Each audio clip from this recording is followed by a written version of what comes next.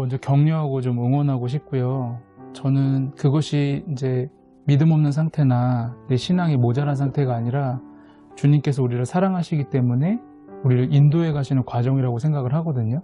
저는 그래서 성경을 쭉 읽어보면 하나님이 사랑하시는 하나님의 사람들에게는 너무나 오묘하고 놀라운 방식으로 인도하신다.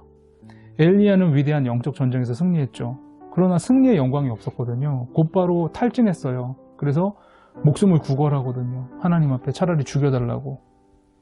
또 다른 사람도 있어요. 야곱은 하나님의 사자와 씨름을 했죠. 그래서 결국엔 밤새도록 씨름을 해서 이겼어요.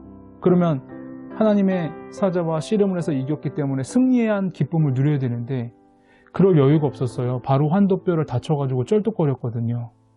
그러니까 하나님의 사람은 항상 승리에 도취되지 않도록 그 승리 가운데 패배의 쓴맛을 하나님이 섞어 놓으셨어요. 그래서 내가 나에게 맡겨진 일을 해나갈 때 나 잘하고 있다. 내가 하는 족족 잘 된다. 이보다 더 잘 될 수 없다. 그게 영적으로 건강한 상태냐? 그게 아니거든요. 주변에서 아무리 박수를 쳐주고 주변에서 인정해주고 칭찬해주고 겉모습은 화려할지라도 그 안에서 이 모든 게 나의 노력과 나의 의지와 정말 나의 재능으로 된 것이 아니다라고 생각하면서 수련하게 차분하게 한 걸음 한 걸음 내딛는 것이 가능하려면 중요한 건 승리의 기쁨이 없는 삶이 오히려 더 성경적인 삶이다. 그래서 저는 우리가 이 주어진 인생을 살아갈 때 왜 나는 성취를 이뤄도 기쁨이 없지? 주변 사람들이 잘하고 있다고 말해도 기쁨이 없지? 왜 나는 계속 마음속에 평안함이 없지? 정상이다. 오히려 하나님이 사랑하시는 증거다. 더 불안하고 더 무섭고 더 우울할 때마다 주님을 더욱 의지하면서 한결같이 진실된 모습으로 겸손하게 살아갈 수 있는 하나님의 배려다. 이런 말씀을 드리고 싶어요. 그래서 기도할 때 조금 마음이 평안해지셨으면 좋겠어요. 그 마음을 가지고 기도의 자리로 나아갔으면 좋겠습니다. 제가 한번 기도해 드리도록 할게요. 주님, 우리는 하루를 돌아볼 여유 없이 바쁘게 살아가고 있습니다. 무엇이 내가 한 것인지, 무엇이 내가 하지 못한 것인지 돌아볼 여유도 없습니다.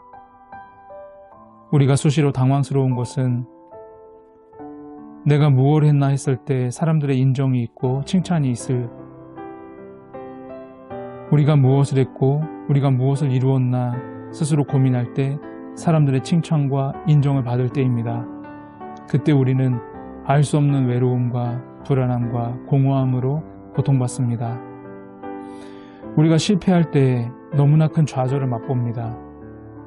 내가 과연 이곳에 있는 것이 무슨 의미가 있는가? 나 같은 사람이 지금 이곳에 있는 것이 주님에게 무슨 유익이 있는가 절망합니다. 그러나 하나님께서는 하나님의 사람들을 하나님의 방법으로 다루어 가십니다.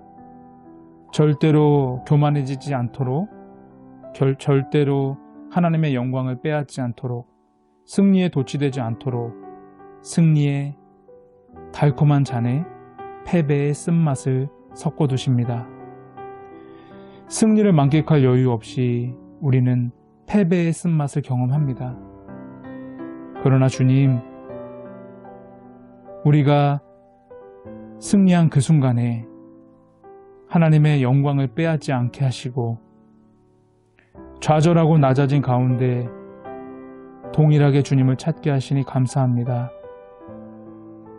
우리가 살아가는 날 동안 혹시라도 사람들이 잘했다 칭찬할 일이 있다면 우리는 더욱 낮아져서 모든 영광을 주님께 올려드릴 수 있도록 성령께서 우리를 지키고 보호하여 주시옵소서. 모든 영광을 하나님께 올려드리는 삶, 패배감을 느끼며 포기하지 않는 삶, 이 과정 속에서 우리가 하나님께 온전한 영광을 올려드리고 하나님이 주시는 위로, 두려움과 불안과 절망 속에서도 하나님이 주시는 평안함 경험하며 살아가게 하여 주시옵소서. 이 모든 말씀 우리 주 예수님의 이름으로 기도했습니다.